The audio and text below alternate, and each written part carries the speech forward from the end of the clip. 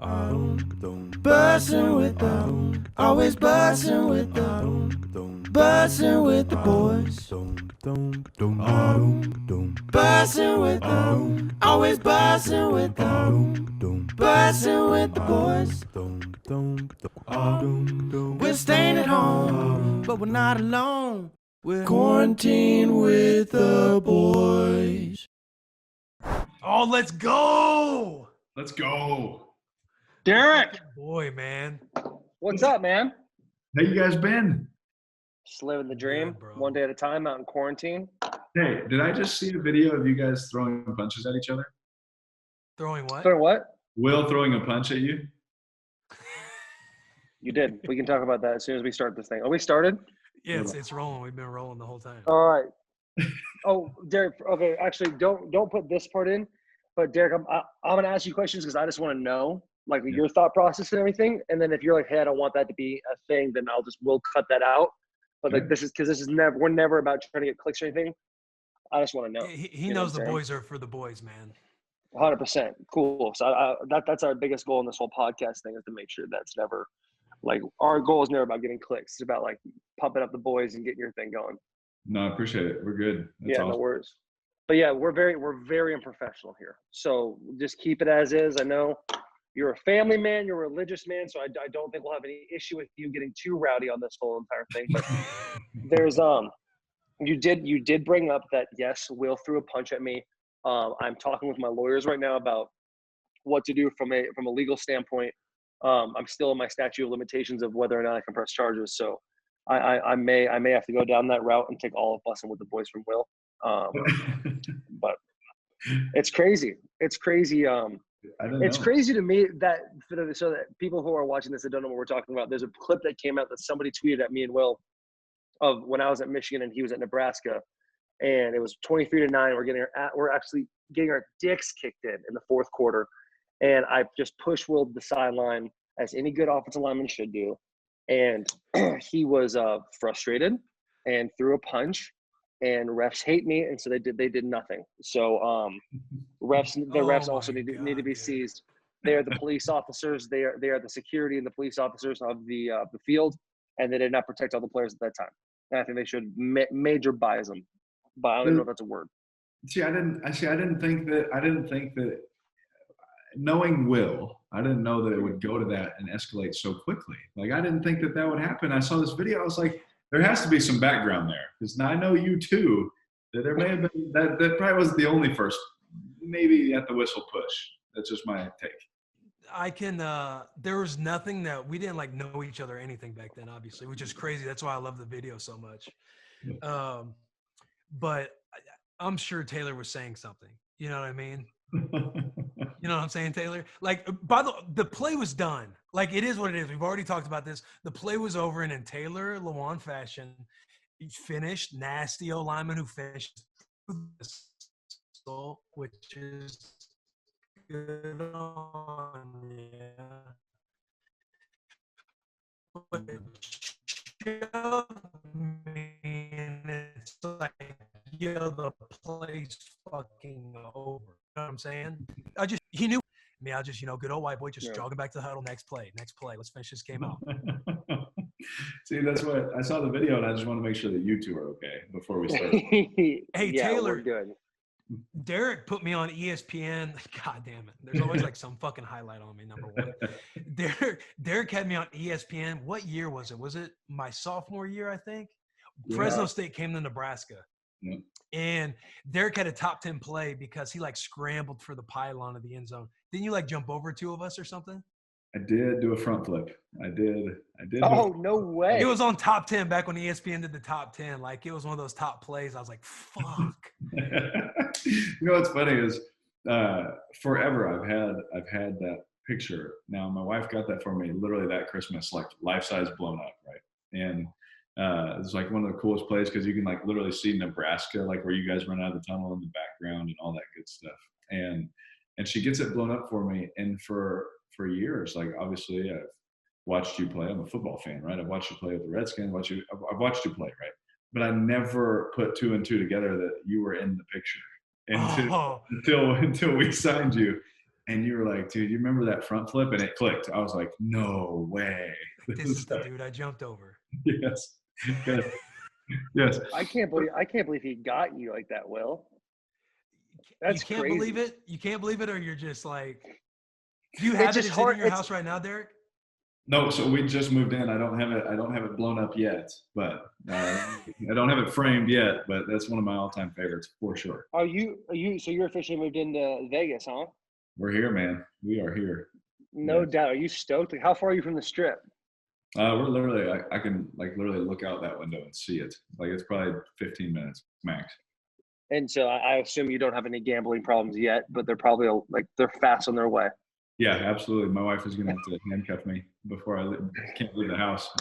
Take out a new mortgage on the house, and well, you signed a $120 million contract. I'm sure you don't have to worry about getting a new mortgage or anything like that, dude. I'll tell you what. I went with Richie Incognito my first time going to Vegas. Like after I've been to Vegas a bunch because I'm from Arizona. You know, that's a legendary night. Yeah. So the first time I went to Vegas, like I met Richie. Like he was playing for the Bills still, and he was like, "Hey, do you want to go to Vegas and watch the Conor McGregor Nate Diaz fight?" It was the first one, and I was like, "Yeah, I don't really watch UFC," but he put me on McGregor, and it was hype, dude. But I went and I played craps for the first time, and you know that like beginner's luck. I ended up drinking way too much, rolling at the tables, won like 10 grand. I'm not a big gambler. I wasn't like putting big money out there. It was like the long haul. I was in it for the long run type of thing. Absolutely. But ever since then, you know, the boys, everyone does like a O-line trip or something like that. I'm sure your guys do something like that. Like we always go to Vegas, and I'm stoked to get on the tables now. And so I feel like dudes in Vegas, like people like you, like people like I don't know. There's good dudes and there's other guys that everyone has a vice, right? Whether it's chewing tobacco, they got other things. Some dudes like the locker room can be sometimes. Yep. Like some dudes might get their asses in a little bit of trouble. You know what I'm saying? Do you think? And I know Gruden's not a big rules guy, so you think he's gonna like try to implement anything, or what's the deal there?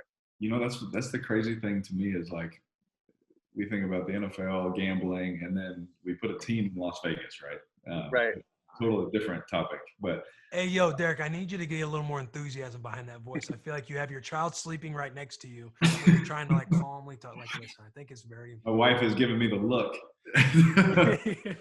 So look, dude. So honestly, though, I've thought about this multiple times. I think that we all know people on teams that we've been on that I can put on a list of, they're going to be in trouble if they went to Las Vegas, right? And Right. I think that the hardest thing is going to be these young rookies coming in, which they're going to get to Las Vegas. You're on the Las Vegas. You're playing for the Raiders, a storied, like long story, history, franchise, all the excitement. Everyone here in Vegas too. It's like a small, big town. Like everyone is 100%. Like it feels like a college atmosphere. Like everywhere we go is like Raider flags everywhere already, and it's just nuts, right? And so I think that these young guys coming in may find we may get a couple stories. Hopefully not, but I'm sure that there's some stories on the way. Do you gamble? No doubt. I do a little bit. So what me and my wife do is like what we do for like entertainment. Like I'm not a big show guy. Like if we go out of town, when we used to come here, I'm not into shows. Like I'll take that money and be like, well, let me go play craps and let's see if we can like actually make money off of this thing. So Is that your game, craps? Oh, that's my game. I love it. Oh my. Most fun. It's so much fun. Social game, have a blast. Like, and if somebody gets on a roll too, you're just like everyone's playing for each other. There's some asshole. Yeah. Some asshole does the do not pass line. You're like, all right, fuck this guy, man. Yeah. You know what I'm saying? Oh yeah. But we're all just rolling. There's always one guy that shows up and does that too. It's like, bro, what are you doing? Yeah. And he comes out of nowhere, like out of the smoke, lures this shapely, always sweating, balding guy. And he comes up and all the boys, and he kind of like rummages through the broad shoulders of your offensive lineman. He looks left and he like looks at the guy about to roll and gently places like $200 in the do not pass line. Like basically just doing this to you. And you're just like what are we like? We're a team here. Like we should be fighting the casino, but you're going to put another enemy right in front of me. This is insane. Now, I'll tell you. No one likes you at the table now. Nobody. No, everyone's rooting against you.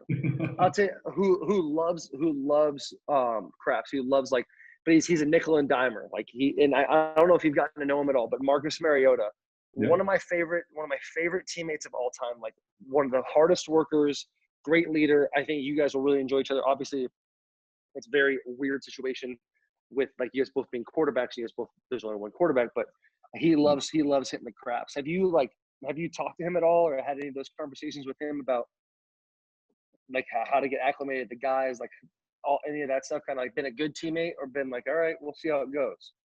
Oh no, 100%. Me and Marcus, we've known each other obviously from playing each other in college, and then obviously throughout the NFL. It feels like we went to Tennessee the first 4 years of my career to play the Titans, which it felt like. No doubt. We were there every time. You guys came to us one preseason, and every other time we go to you guys. I know. But knowing him, and then we've talked already. We've talked about where we're living and this and that and football and plays and Gruden and offense and the team and everything. Literally everything. And he is by far one of the coolest, nicest professional people I've ever been around. I got nothing but good things to say about him. As you know, you guys know him. Like, he's amazing. He's a great guy. Yeah. And I think he's awesome. Yeah, I think that us two in that locker room helping lead our football team is amazing. I think the most important thing is to have a united quarterback room. I've always thought that, coming up through the league, is when you have a strong united quarterback room, we can all go lead the football team. It doesn't matter if you're the backup, you're the one on the field. It's our job to lead those guys, because our depth of the offense that we know, and we have to correct guys and things like that. Having 2 and really 3, 4, guys that can do that, I think is only but good things for our team. Yeah. No, I fully agree with that. You were telling me he reached out to you like right away too. Like when I texted you to say a couple good words about him and stuff like that, because you know how everybody can be blowing that kind of shit up. Yeah. You had mentioned that he reached out to you right away, because I was like, yo, Derek and they're gonna get along so much out there, because you guys are like, he's just your style of guy. Yeah. No, you hit it on the head when you text me and asking and all those kind of things, because you know how people get nowadays. As soon as something happens, when you don't win 10 football games, there's a problem, right? And that's how this league is. And there is, I can say this, let's just squash all that. There's no problems. There's no issues. We're good. And I don't want anyone to put Marcus against me or me against Marcus or divide our football team or anything like that.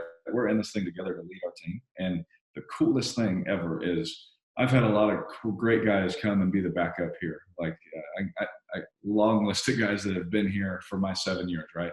And Marcus was the first one to reach out to me and say, man, I'm so excited for this. I'm pumped. I'm here to 100% support you. Let's go do this thing. I'm excited. And I was like, man, just the selflessness, the selflessness that he had to just say, man, I'm just here to help you, help us win. I was like, dude, it put the icing on the cake of who I already thought he was. He didn't have to do that, but he just still went out of his way to say, man, this is your football team. We understand. I'm here to compete and get better and all those kind of things. Awesome.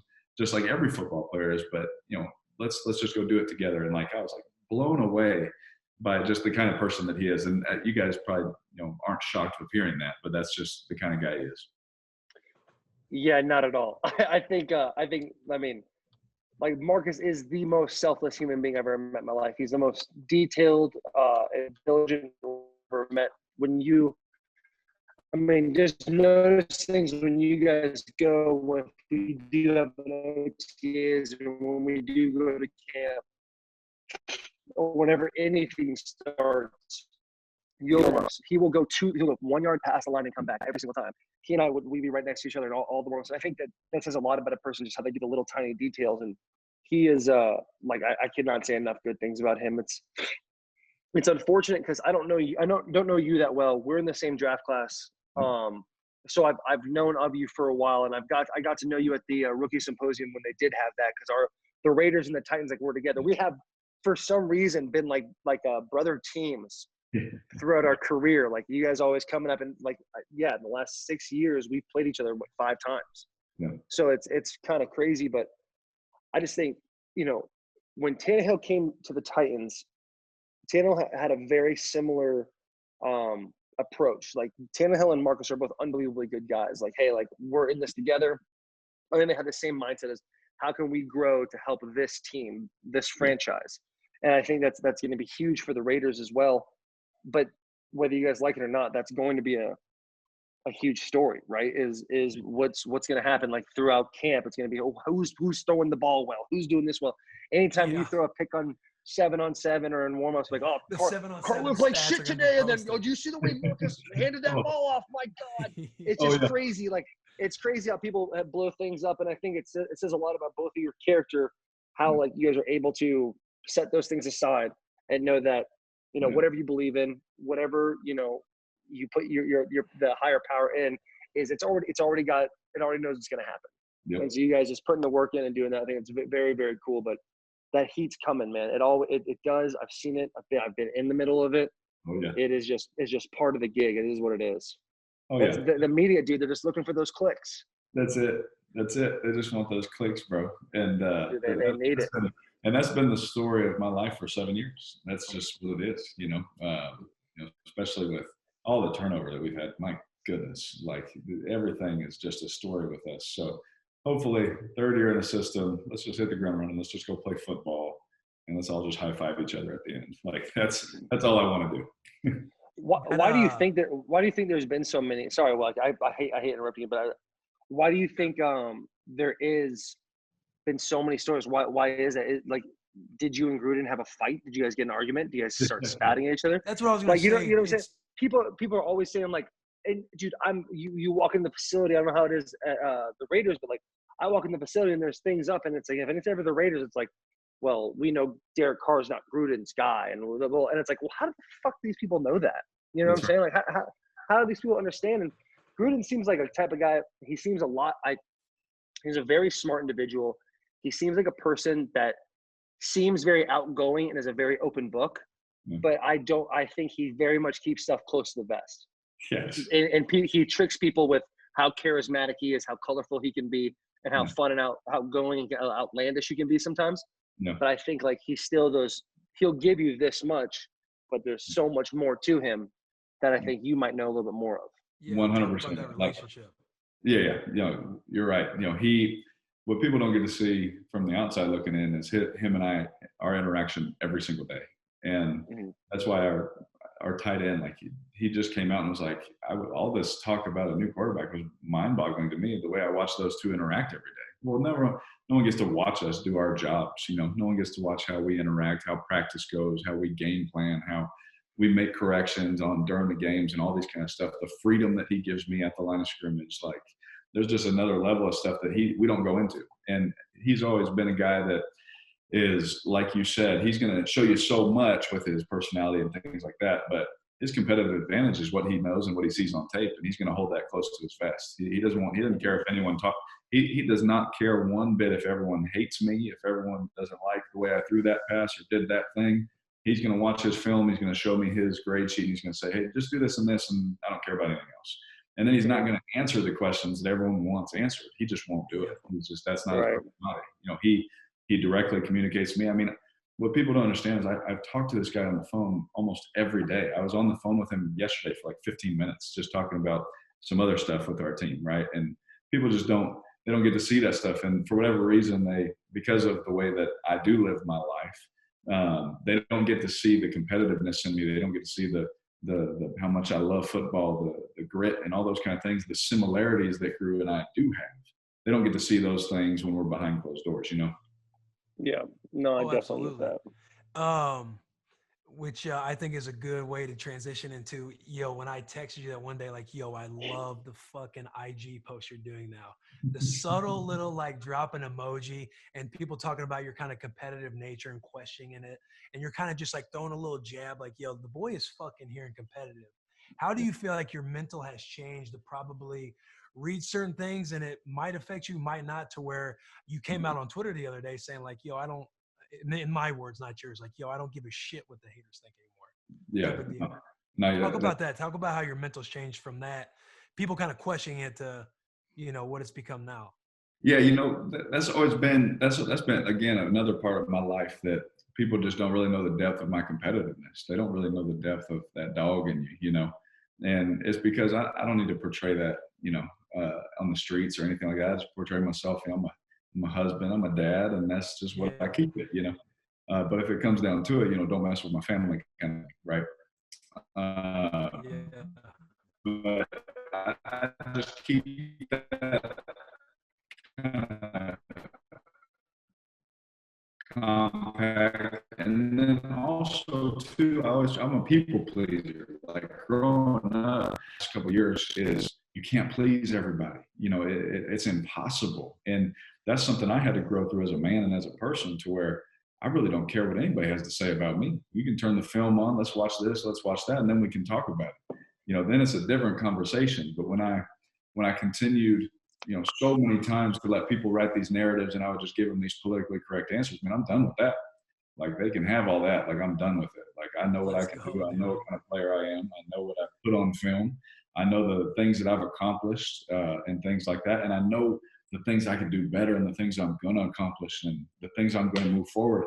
And I don't need any of them to write anything nice about me. I don't need any of their votes for anything. Playing the nice guy only got me 6 MVP votes anyway, you know, back a couple years ago. Like, that didn't do crap for me, you know what I mean? And so I'm still me, but I just don't care about any of that anymore. You know, like I told you, you were like, hey, come jump on the bus with us, you know? And I was like, bro, absolutely. I said, I'm telling everybody no. Like, I don't have any time for that. If their negativity and their hopelessness and what I'm trying to accomplish isn't pushing me in the way that I want to go, I don't have time for it. Yo, I love cut him out. Cut him out. You sound like Eric Church, buddy. I think Eric Church got a song about that. He's like, I'm a nice guy, but if you mess with my boys, it's over. Yes. So I like that. I like that a lot, dude. You don't need to try to please other people. Will do nothing but take away happiness from your own life. So I respect the shit out of that. I think that you don't need to be the perfect all American everybody. You need to be the best guy you can be. That's right. And I think in my own experience, I talked to Will about this pretty frequently, is when I was at Michigan, they had this, you know, I came back from my senior year because I wanted to be like the Jake Longs and the John Jensens and the, you know, the Steve Hutchinson. I actually don't think Steve stayed for the whole time, but they're like, hey, you need to be like vanilla. You need to be this all-American, classic, clean cut, you know, keep it together kind of guy and like be the leader everyone needs. And it's like, I did that and I hurt myself. Maybe not draft stock, maybe draft stock, but I hurt myself like my soul. Like it took away from me as a person, because it's like, if you're not being true to yourself to make other people happy, the only thing you're going to do is kill your inside. And so I think, you know, whether you're an asshole or whether if you're you, but you're constantly trying to be the best you can possibly be, then I don't think you can go wrong. And you're not ever going to make everybody happy. Like people, you know, when I had a bunch of penalties earlier this year, Will and I'd be on the FaceTime. He's like, man, it's rough out there in Nashville, isn't it? And I'm like, yeah, boy. That's when he was winning too. It gets a little tough, man, because he'd be out there. He's like, man, you love Gruden, blah, blah, blah. I'm over here licking my wounds every day. But it really is like, people turn on you and they'll come back just as much too. But the only people that matter are the ones you love. You know what I'm saying? The teammates you make, the friendships, your wife, your kids. It's the only thing that matters. Everyone else can kick rocks after that. Yeah, no doubt. You know, that's what I was talking to my wife. I said, man, I got enough friends. You know, I've made enough friends. You know, I got enough people that I would allow to hold my children. You know, that I would be okay with. If I had to go to the store, I'd let them watch my kid. I got enough of those, man. I'm in this thing to come and win, and that's how I've always been. But I think eliminating me just trying to please everybody and do all those things, I think it's only going to be great for our team, because I'm not trying to do that anymore. And I don't care, you know, what they say about me or what they want to write or anything like that, what narratives they try to do. They try to do it for 7 years now, you know, and I'm done with it, you know. And a lot of it's been great.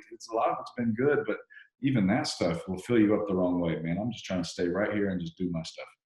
It's hard to do. It's hard that when you get a taste of success, you're like, man, what if I can do this? What if I could be MVP? You know, what if I can, you know, be all pro, those types of things. And it's like, then you start reaching and kind of trying to do too much in one direction that all of a sudden they get you from behind, you know, or they get you from a different direction. So I get it, man. I'm not near as much of a spotlight as you are, but I've tasted enough success and wanted more to where it's bit me, and I've acted in certain ways that I thought, well, I was supposed to act when it wasn't the real me. And I think you could never go wrong with just being yourself. So I'm happy for you, dude. I appreciate you coming on. It was very cool, you taking the time. We'd love to have you on the actual bus someday. It was very, very cool. Yo, did your cousins get the hats? Yeah, so and I was trying to find a way to buy some more. I'm trying to get them for everyone. I was trying to, so maybe you could send me some. I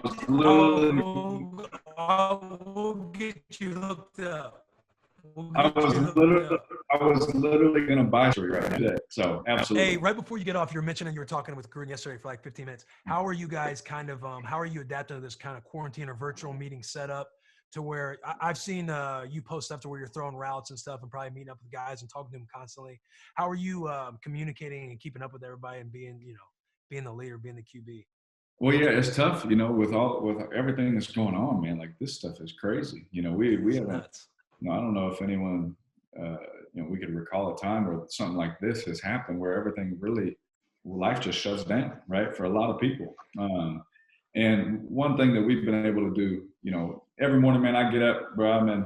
You know me, bro. I'm up. I'm reading my Bible. I'm eating breakfast with my 3 kids. You know, I'm eating with my wife and my gold lab, right, and doing that thing. But then, you know, once I had my family time, it's, you know, I'm working out downstairs. I'm running.